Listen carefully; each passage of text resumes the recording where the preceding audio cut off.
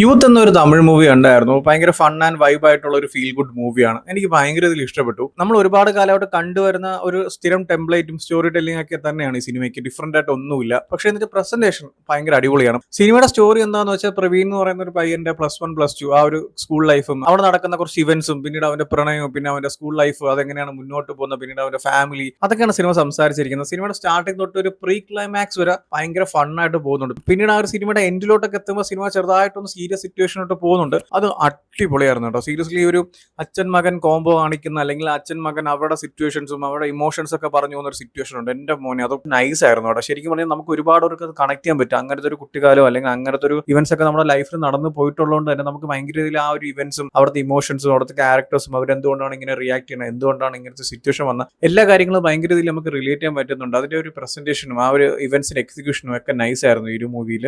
സുരാജ് ചേട്ടനാണ് ഈ പ്രവീൺ എന്ന് പറയുന്ന പയ്യന്റെ അച്ഛനായിട്ട് വരുന്നത്. സുരാജ് ചേട്ടന്റെ performance like starting to the end ഒരു രക്ഷയില്ല എന്ന് പറഞ്ഞാൽ മൂപ്പര് ഹ്യൂമർ ആയാലും സീരിയസ് സിറ്റുവേഷൻ ആയാലും എല്ലാം പീക്ക് ലെവലാണ് കൊണ്ടുവരിക്കുന്നത്. കിട്ടിലുമായിരുന്നു. ഇതിലൊരു അച്ഛൻ മകൻ കോംബോ സംസാരിക്കുന്ന അല്ലെങ്കിൽ ഈ അച്ഛനും മകനും അവർ തമ്മിലുള്ള കുറച്ച് ഇവന്റ്സ് അതായത് എല്ലാ അച്ഛന്മാരും ലൈക്ക് ആൺമക്കളെ ട്രീറ്റ് ചെയ്യുന്ന ഒരു വിധം ഉണ്ടല്ലോ അല്ലെങ്കിൽ എല്ലാത്തിനും ഒരു പ്രശ്നം കാണുന്ന അങ്ങനത്തെ സിറ്റുവേഷൻ സിനിമയിൽ സംസാരിച്ച് പോകുന്നുണ്ട്. അത് ഭയങ്കര നൈസ് ആയിരുന്നു. എസ്പെഷ്യലി സുരാജ് ചേട്ടന്റെ ഒരു സീനുണ്ട് ഈ സിനിമയുടെ ഒരു ക്ലൈമാക്സിലൊക്കെ ആകുമ്പോൾ വരുന്ന കണ്ണ് അറിഞ്ഞു പോകും അമ്മാതിരി പെർഫോമൻസ് ആണ്.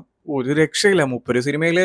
നമ്മൾ ഭയങ്കര ചില്ലാൻ വൈബായിട്ട് ഇങ്ങനെ പോയിക്കൊണ്ടിരുന്നിട്ട് ഒരു സീരിയസ് സിറ്റുവേഷനിലോട്ട് നമ്മൾ കയറുമ്പോൾ പിന്നീട് സുരാജ് ചേട്ടൻ ഷോ ആണ്. ആ ഒരു എൻറ്റയർ സീൻ മൂപ്പരങ്ങ് കൊണ്ടുപോയിട്ടുണ്ട്. ഭയങ്കര നൈസ് ആണ് അവിടുത്തെ ഇവന്റ്സും അല്ലെങ്കിൽ അവിടുത്തെ സിറ്റുവേഷൻ സംസാരിച്ച് പോകുന്നത്. അത് സുരാജ് ചേട്ടന്റെ ഒരു ക്യാരക്ടറിലൂടെയാണ് അത് കണക്ട് ചെയ്ത് പോകുന്നത്. അതൊക്കെ അടിപൊളിയായിരുന്നു. ആൻഡ് സിനിമയുടെ ഫസ്റ്റ് ഹാഫ് എസ്പെഷ്യലി എടുത്തു പറയണം ഭയങ്കര ഫൺ റൈഡായിരുന്നു. സിനിമയുടെ ആ ഒരു ടൈറ്റിൽ കാർഡ് അല്ലെങ്കിൽ ഫസ്റ്റ് സീൻ തൊട്ട് ആ ഒരു ഇന്റർവൽ പോർഷൻ വരെ എന്റെ മോനെ ചിരിച്ചു മരിക്കാം അമ്മാതിരി ഒരു സാധനമായിരുന്നു. എസ്പെഷ്യലി ഇന്റർവൽ ബ്ലോക്ക് കിഡിൽ എന്നൊക്കെ പറഞ്ഞാലുണ്ടല്ലോ വേറെ ലെവൽ ഐറ്റം ആണ്. ആൻഡ് ഇന്റർവൽ പോർഷനിൽ പറയുന്ന ഒരു ചെറിയൊരു സീനുണ്ട്. ആ സീനിന്റെ ഒരു ക്ലാരിറ്റി പറയുന്ന ക്ലൈമാക്സിലാണ്.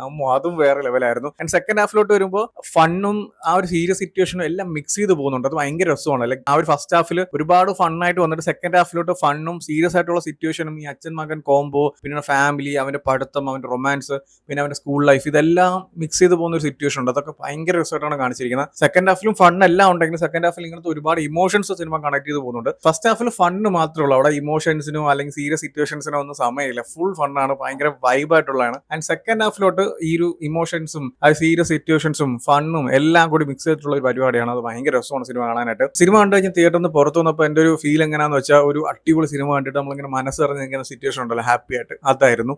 അത്ര കിടിലൻ പടമാണ്. നമ്മൾ ഇതുവരെ കാണാത്ത സ്റ്റോറി ടെല്ലിങ്ങോ അതിഗംഭീരമായിട്ടുള്ള വേറെ ലെവൽ സ്റ്റോറിന്നോ നമ്മൾ ഇന്നേ വരെ കാണാത്ത ടൈപ്പ് ഓഫ് മൂവിന്നോ ഒന്നും ഞാൻ പറയുന്നില്ല. നമ്മൾ ഇതുപോലത്തെ ഒരുപാട് മൂവീസ് കണ്ടിട്ടുണ്ട്. നമ്മൾ സ്ഥിരമായിട്ട് കണ്ടുവരുന്ന അതേ ടെംപ്ലേറ്റ് തന്നെയാണ്. അതിന്റെ പ്രസന്റേഷനാണ് കാര്യം. അത് നല്ല കിടിലായിട്ട് തന്നെ സിനിമയിൽ ചെയ്തിട്ടുണ്ട്. പ്രസന്റേഷൻ അടിപൊളിയായിരുന്നു. ആൻഡ് ഈ ഒരു മൂവിയുടെ ടെക്നിക്കൽ സൈഡിലോട്ട് വരുവാണെങ്കിൽ ഈ ഒരു മൂവിയുടെ സിനിമോട്ടോഗ്രാഫി ആയാലും എഡിറ്റിംഗ് ആയാലും കളറിംഗ് ആയാലും മ്യൂസിക് ആയാലും എല്ലാം നൈസ് ആയിരുന്നു. ഈ സിനിമയ്ക്ക് എന്താണോ വേണ്ട അല്ലെങ്കിൽ സിനിമയുടെ കോർ എന്താണ് ഈ സിനിമയുടെ വൈബ് എന്താണ് അതിന് പെർഫെക്റ്റ് ആയിട്ടുള്ളതായിരുന്നു ഇതിന്റെ ഒരു ടെക്നിക്കൽ സൈഡ്. സിനിമോട്ടോഗ്രാഫി ആയാലും ഭയങ്കര നൈസ് ആയിട്ടുള്ള ഒരുപാട് വിഷ്വൽ ഫ്രെയിംസ് ഒക്കെ ഉണ്ടായിരുന്നു. എഡിറ്റിംഗ് അടിപൊളിയായിരുന്നു. കളറിംഗ് നൈസ് ആയിരുന്നു. ആൻഡ് മ്യൂസിക് ചെയ്തിരിക്കുന്ന ജി.വി. പ്രകാശാണ്. മൂപ്പർക്കറിയാം ഈ സിനിമയ്ക്ക് എങ്ങനത്തെ ട്രാക്കാണ് വേണ്ട എങ്ങനത്തെ മ്യൂസിക് ആണ് വേണ്ട എന്ത് വൈബിലാണ് അത് കൊണ്ടുപോകേണ്ടത്. അതെല്ലാം അടിപൊളിയായിട്ട് സിനിമയുടെ സ്റ്റാർട്ടിംഗ് തൊട്ട് എൻഡ് മൂപ്പർ ചെയ്തിട്ടുണ്ട്. ആൻഡ് പെർഫോമൻസ് സൈഡ് വരുവാണെങ്കിൽ സിനിമയുടെ മെയിൻ ക്യാരക്ടർ ആയിട്ടുള്ള പ്രവീൺ എന്നുള്ള ക്യാരക്ടർ ചെയ്തിരിക്കുന്ന കെന്നാണ്. അവൻ തന്നെയാണ് ഈ സിനിമയുടെ ഡയറക്ടറും ലിറിക്സും കുറെയൊക്കെ ഉണ്ടാവും. ഒരുപാട് പരിപാടി ഈ സിനിമയിൽ ചെയ്തിട്ടുണ്ട്. അവൻ ആരാന്ന് ചോദിച്ചാൽ നമ്മുടെ അസുരനിലെ ധനുഷിന്റെ രണ്ടാമത്തെ മകനായിട്ട് വരുന്ന ആളല്ലേ മൂപ്പരാണ്. ആൻഡ് ബാക്കിയുള്ള എല്ലാവരുടെ പെർഫോമൻസ് നൈസ് ആയിരുന്നു. എസ്പെഷ്യലി ഇതിൽ ഏറ്റവും കിടിലൻ പെർഫോമൻസ് അല്ലെങ്കിൽ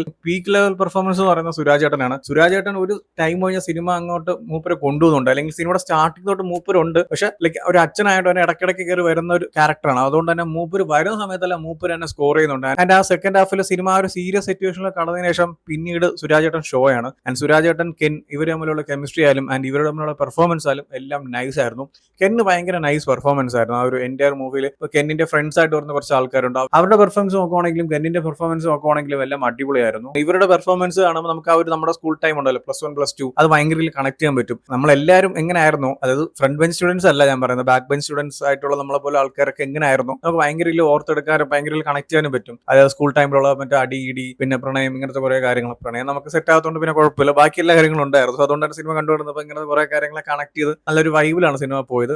എനിക്ക് നല്ല രീതിക്ക് ഇഷ്ടപ്പെട്ടു കേട്ടോ. നല്ലൊരു അടിപൊളി മൂവിയാണ്. ഞാൻ ഇന്നലെ സിനിമ കാണുന്നത്. സിനിമ റിലീസായിട്ട് എനിക്ക് തോന്നുന്നു ഏകദേശം 2-3 വീക്സ് എന്തോ ആയി. ഇപ്പോഴും ഹൗസ്ഫുൾ ആണ് തിയേറ്ററിൽ. നല്ലൊരു വൈബായിട്ടുള്ള നല്ലൊരു അടിപൊളി മൂവിയാണ്. ഫാമിലി ആയിട്ടൊക്കെ കാണാൻ പോയി നല്ല രീതിക്ക് ചില്ല് ചെയ്യാൻ പറ്റുന്ന ഒരു മൂവി തന്നെയാണ്. ആൻഡ് എന്റെ ഒരു പേഴ്സണൽ ഒപ്പീനിയൻ ചോദിച്ചാൽ എനിക്ക് ഇഷ്ടപ്പെട്ടു. നല്ലൊരു വൈബായിട്ടുള്ള ഒരു ഫീൽ ഗുഡ് ഗുഡ് മൂവിയാണ്. സോ എന്തായാലും എല്ലാവരും കണ്ടു നോക്കുക. ഓൾറെഡി ഈ ഒരു മൂവി കണ്ടവരാണെങ്കിൽ നിങ്ങളുടെ ഒപ്പീനിയൻസ് എന്താ വെച്ചാൽ കമന്റ് ചെയ്യൂ. വീഡിയോ ഇഷ്ടപ്പെട്ടാൽ ലൈക്ക് ചെയ്യൂ, ഷെയർ ചെയ്യൂ. ഇതുപോലത്തെ കൂടുതൽ വീഡിയോസിനായി ചാനൽ സബ്സ്ക്രൈബ് ചെയ്യൂ. Thank you so much.